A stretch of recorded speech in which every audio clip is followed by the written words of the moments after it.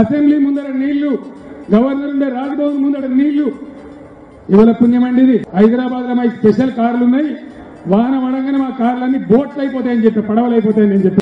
నిజంగా వర్షం పడితే లోతట్టు ప్రాంతాలకు నీళ్లు రావద్దు అంటే కనీసం 11.5 నుంచి 12,000 కోట్లు ఖర్చు పెట్టాలా, మినిమం 3 years టైం కావాలి సార్ అని చెప్పింది. చెప్పి 4 ఏళ్లైనా గల్లపెట్టెలుగా 12,000 కోట్లు లేక హైదరాబాద్ ఇంకా అట్లనే ఉన్నదన్నట్టు. టర్కీలో ఉన్న ఇస్తాంబుల్ కు చాలా పెద్ద పేరు ఉంది.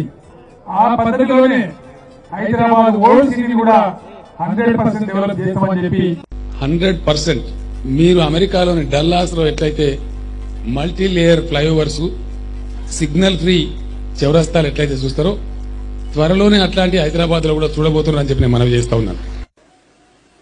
అహో నగర ప్రజా సీమాంధ్ర తెలంగాణ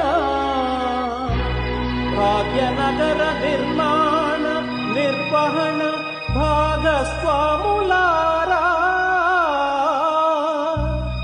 నువ్వు కట్టే పన్నులు ఎటుపోయినా